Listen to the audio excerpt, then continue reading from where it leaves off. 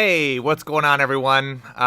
Doing a quick video here to answer a few questions from a guy named Jeff. Well, he's not really a customer, so he's just a guy named Jeff who sent me an email with a handful of questions he was curious about regarding running a business in the education space as opposed to running a business in the execution space. So education versus execution being the distinction there. How do you, go about taking your knowledge and productizing it so that you're teaching people rather than doing it for them? And it's a pretty good question here. So I wanted to go through, he sent me an email with a handful of questions after I invited him to do so. And I wanted to just answer these publicly in case these types of things have been on your mind so that I could, hopefully share some of my insights and some of my experience. So before I get into it, I should clarify that I certainly don't think I'm doing everything right. Monkeypod is just about 2 years old, so May 15th will be the 2-year mark for Monkeypod marketing. Shout out to all my sweet t-shirts. And I just want to reflect on some of the things that I've learned in the past 2 years, and hopefully there's be some lessons that you guys can benefit from. But like I said, I don't pretend to have all the answers. I don't think I've done everything right, so please take my advice as just that. It's just my thoughts, and if you don't agree with it, I'd love to hear your own experience or the lessons you've learned, and maybe it'll help me figure things out moving forward.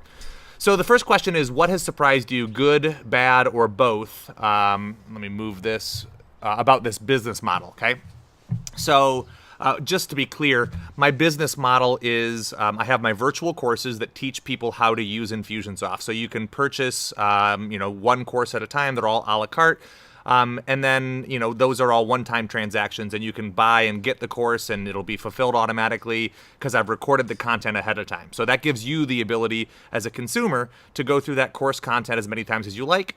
So that's aspect number one of my business. The second component of the business model is a membership. So obviously with virtual education, I can't answer everything on a personal level for everyone as it pertains to their own scenario. So the membership was born out of a need for a place where people could ask questions, where they could clarify what I said or what I meant in one of the videos.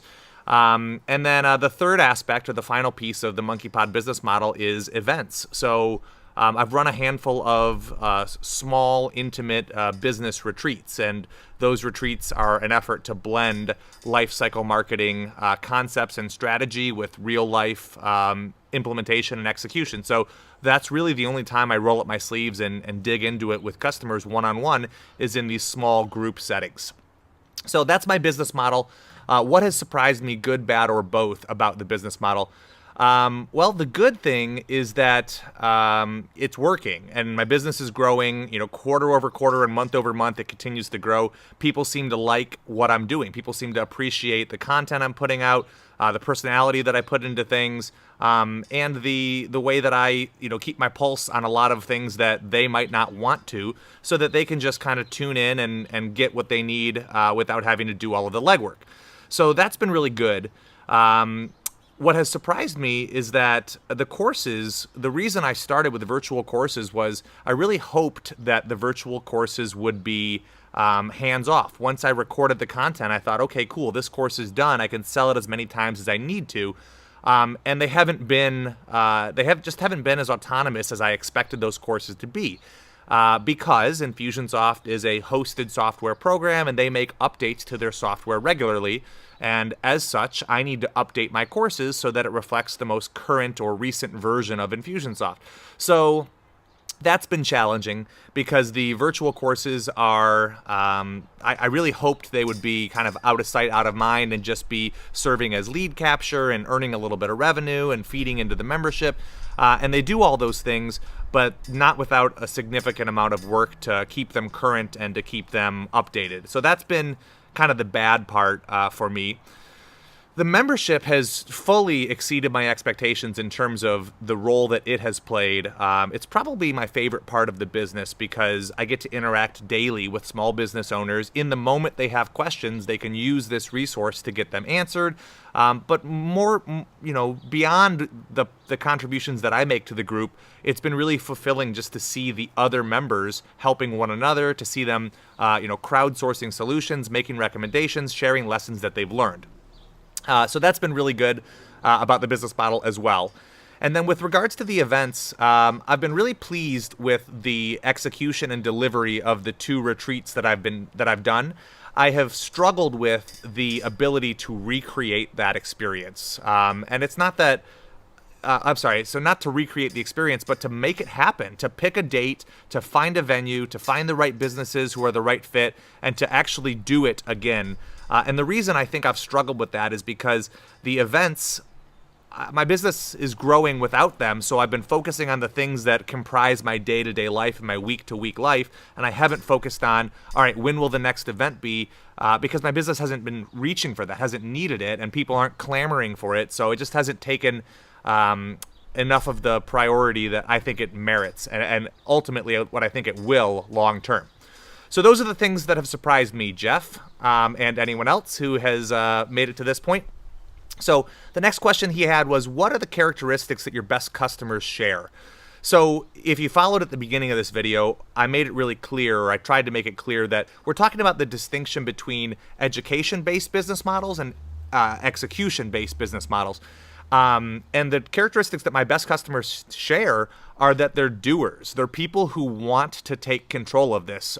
They want to understand Infusionsoft. They want to roll up their sleeves and really get it at a high level so that they can use it in new and creative ways and kind of milk every drop of value out of their monthly subscription. If you think of Infusionsoft as a tool, right, the more you understand and use that tool, the more valuable you're going to find that tool to be. So my best customers are people who have an appetite for education, people who know Infusionsoft is valuable and are receptive to education in terms of how to use it differently. Receptive is maybe the wrong word. They're hungry for it. They want to know what else can it do? How are other people using it? What's the best way to do this? And they're continually learning. So that's been definitely a trend for me. I have found that I thought there would be 2 key customer avatars. So I thought there would be business owners, solopreneurs, people who definitely, are single business owners and they don't have any employees and they're doing everything for their business. And then I thought there would be marketing managers, people who are in a marketing specific role and they make the marketing decisions for an organization of, 2 to 25 people, small companies, but they're kind of running their marketing as an internal agency. And those are both true. Those customers exist for me and they've both been really good fits. But there's a third segment that emerged that I didn't predict, and it was people who do work with small business owners, people who are virtual assistants, people who are online business managers, people who are ICPs or aspiring to be Infusionsoft certified consultants. Obviously it makes sense if they're going to be interacting with several or dozens of small business owners using Infusionsoft, then it helps that they have leveled up or invested in fortifying that skill set. So those are the characteristics my best customers share. It's the understanding and appreciation of the tool and the appetite for understanding it at a higher level. The greatest weaknesses of this business model are sort of what I touched on with the bad things above, is that it isn't as hands-off as I hoped parts of it would be. Infusionsoft is constantly evolving, so I have to continue to work to keep my skill set sharp so that I can continue to provide value for my members and for my customers. The other weakness is that it's the education that I'm doing is very closely tied to the Infusionsoft software program, at least at this point. And I'm very conscious that if Infusionsoft something dramatic happens and they shift and they enter a different market, or they, throw the baby out with the bathwater and start over, right? A lot of my expertise has been devoted to the existing Infusionsoft platform. And moving forward, I'm not so much worried about Infusionsoft, leaving this space or shifting what they're focused on. But I do recognize that I've got all my eggs in one basket. So I'd like to diversify that. I'd like to offer trainings that aren't dependent on a software solution and are just much focused on small business theory. And if you're focusing on education versus execution, education is agnostic of the tool you choose. It can be. If you just teach theory, if you just teach strategy, then the tools come and go, and it's just a vehicle for implementing what those strategies are. So the next question here is, what were the biggest mistakes I made when launching or preparing to launch? And for me, my launch happened relatively rapidly. Once I made the decision that I was going to start Monkeypod, I had planned to stay at Infusionsoft for a little while, continue to work, continue to do my job there, but also put some of the foundational pieces in place for the business that has now become Monkeypod.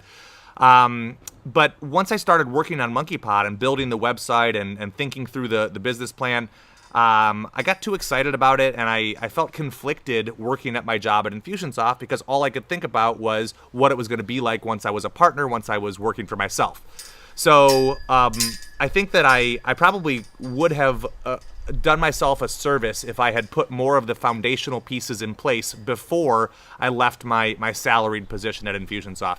But, I'm the type of person where once I commit to something, I was really excited about it, and I just didn't want to keep it on the back burner. So I don't know if that was a mistake, but it's something that I would give people, if you're moving forward and thinking about starting your own thing, spend some time setting up the foundational pieces so that your transition is as smooth as possible. Another mistake I made was I just took people's word when I had a lot of conversations with Infusionsoft partners and people in the ecosystem who said, this is what we can do for you, and this is what will happen, and we'll run an event together, and then we'll schedule this, and I just thought, wow, this community is really super supportive, and all these things are going to happen.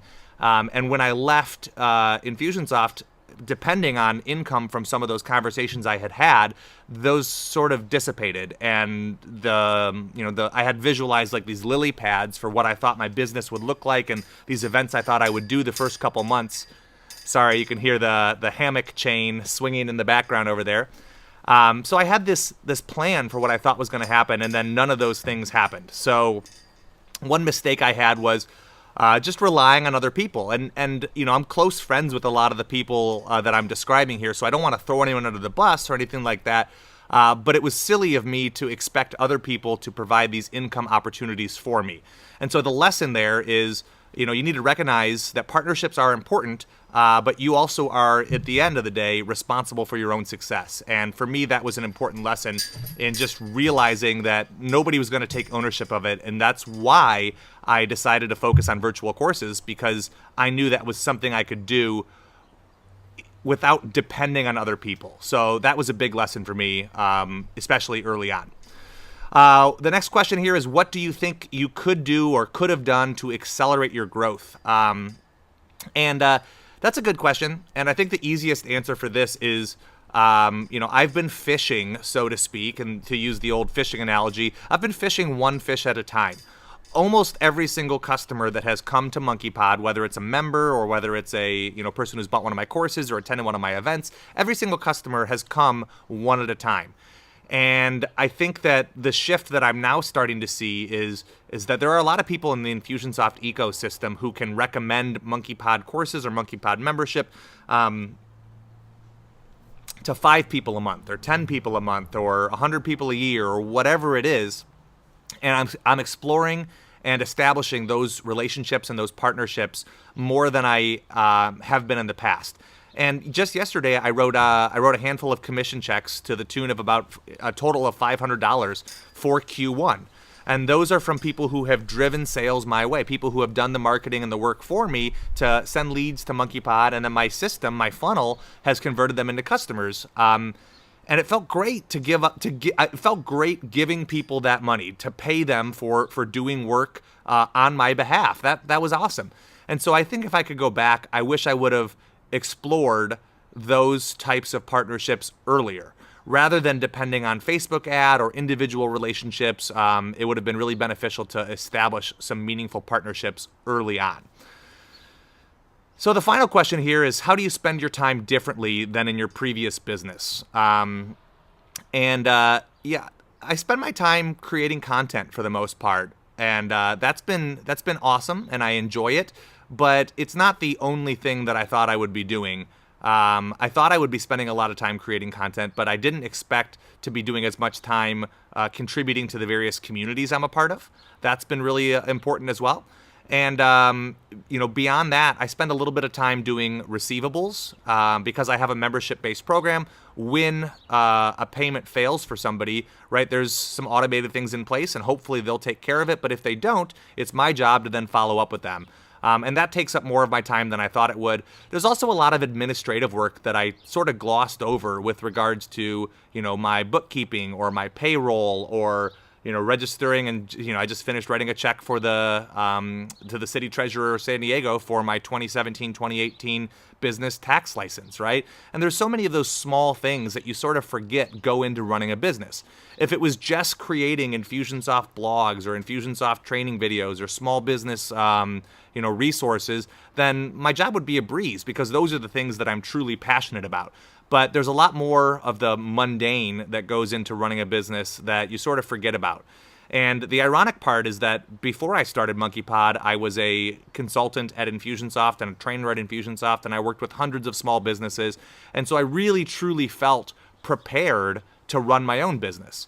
And I'm not going to suggest that I wasn't prepared. I think I was arguably as prepared as anyone, would expect or anyone is when they're starting the business.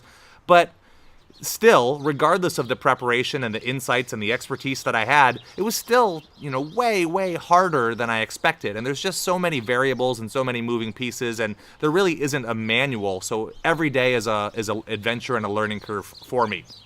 So, Jeff, I think those are the extent of the questions you sent me. I know you've got some others, so hopefully this will scratch that initial itch. The reason, and this is sort of the culmination of all of these questions, the reason I decided to focus on education was because I realized that my footprint and my impact could ultimately be bigger. When you are doing execution-based or implementation-based services, you get to work with business owners on a really close level, and you get to create some really tangible results for them, but you are limited by the number of hours you have in the day. You either have to, find, more consultants and build your team to serve more people, or you have to raise your prices if you want to make more money. But you can only do so much as a one-person shop with 24 hours in a day. I realized that my goal for education was to help impact as many people as possible, and I could do that in a one-to-many setting, whereas execution required a one-to-one relationship. So that's a big part of why I focused on education. It was because I knew that the floor was lower, right? I would make probably less money on a transactional basis, but the ceiling was much higher in terms of how it would scale. I think that you can make money faster doing execution, but you're also going to hit that ceiling sooner than you would otherwise. Not to mention, there are, dozens or hundreds of really qualified, capable Infusionsoft certified partners and otherwise doing the execution part. And there were very few people doing the education part when I started, and even fewer doing it at a very high level. So for me, it made a lot of sense for me to sit in the education space because I knew that I could provide value there, and I felt like it was a market that was at least in part underserved, or there was perhaps more opportunity there for me. So that's kind of my jam. That's kind of my story, and hopefully these questions have helped you if you're thinking about taking your knowledge or your expertise and productizing it or creating an education-based business. I certainly can endorse that, and I think that it can scale. It's funny, I had a friend ask me the other day. He said, "Hey, if people were going to start a side business, like what?" Everybody wants to get rich quick, right? But what is the business model that I have seen work most successfully with, a scalable amount of effort? And for me, that's education. I've seen it happen in, across various industries, not just the Infusionsoft space, not just digital marketing, but, real estate or any other number of industries. If you're an expert and you have a knowledge set that other people that you've worked hard to curate and to cultivate, and it would benefit other people, then there's probably an opportunity for you to take that and productize it into videos or into courses, and allow people to purchase access to it in a way that can produce passive recurring income for you without necessarily needing to dramatically increase your effort or time that you invest in it to make it happen. Thanks for taking the time to watch this, guys. Appreciate the opportunity to share. I hope you found it helpful. Take care. Peace.